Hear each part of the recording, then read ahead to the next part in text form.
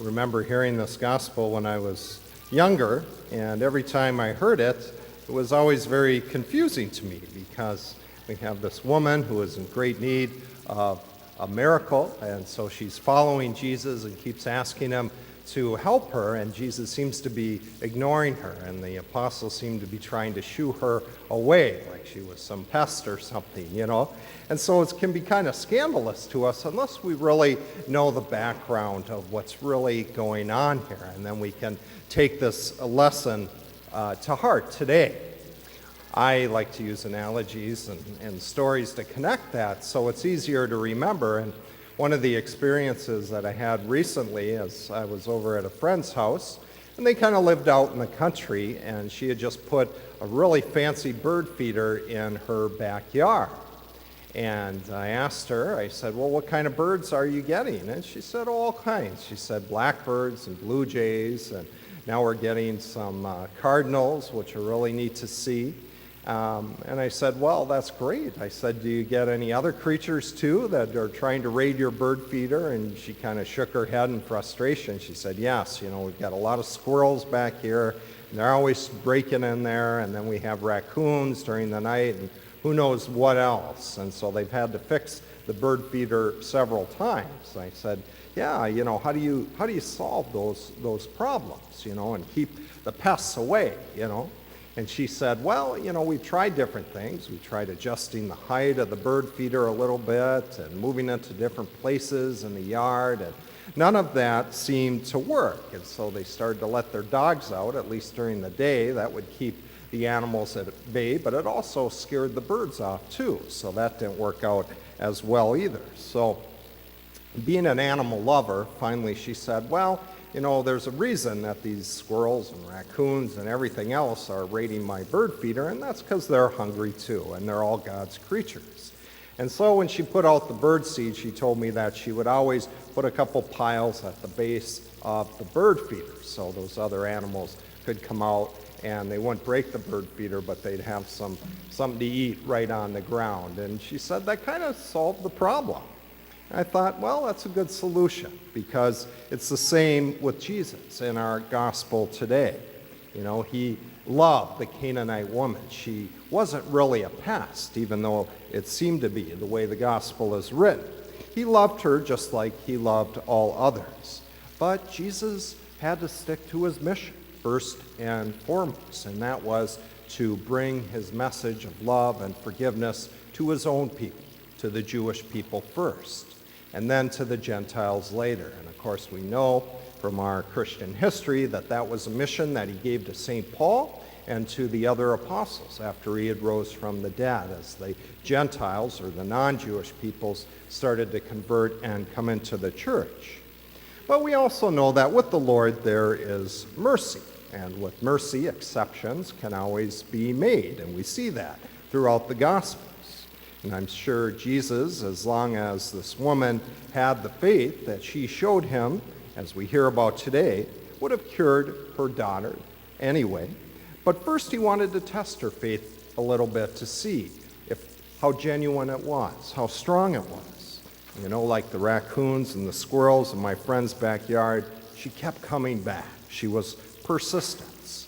And it was her persistence based on her faith that inspires her to call out to the Lord, I know, Lord, that your mission is to the Jews first, and I am but a Gentile, but I believe in you, and I'm in desperate need of your help. And I know, and I have that faith and trust that says, you can help me if you want to. And that's what Jesus wanted to hear. He knew that she had that faith in her heart, and so he grants her request and cures her daughter. And God often tests our faith too, to see how strong it is. If our prayers are not answered immediately, do we just give up? Unfortunately, many people do. And when we do this, we show the Lord that our faith is weak. If we are persistent, like the Canaanite women, and we do not give up on prayer, then we show the Lord our faith is much stronger. And that's what the Lord looks for when he sees that. He sees a strong faith, and then he knows where there's faith, he can work his miracles. Just like our little school here, St. John Vianney, We have a little school in Rochester where I'm from at Resurrection that many of our kids go to, and so Father Kevin Conley, or your old pastor, and I take turns going to the school and visiting the children, teaching them little lessons.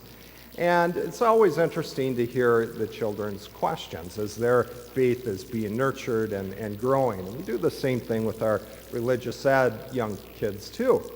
And I always try and teach them about prayer, and they always want to know why sometimes their prayers aren't answered. And I tell them, well, you know, it's not that God doesn't hear our prayers, because all of us have some level of faith and confidence and trust in God. But God gives us three answers. I say, you know, first, he can say yes to our prayers of faith. And usually we get an answer that day or maybe in a short time after that. And the problem or issue that we're asking God to help us with is usually resolved rather quickly. And so great. And we're usually very grateful for that. But that isn't the answer we get all the time. Sometimes God has to say no. And kids do not like to hear the word no, as many parents and grandparents know. But what's interesting is that when we get older and we're adults, we still don't like to hear the answer no. So it's tough when we seem to be getting that answer from God. But with God, when our prayers seem to not be answered, we may have to ask ourselves, what am I asking for? Maybe what I'm asking for seems good to me, but God, because he can see the whole picture, can see that what we're asking for is not going to draw us closer to him and is not going to draw us closer to loving our neighbor.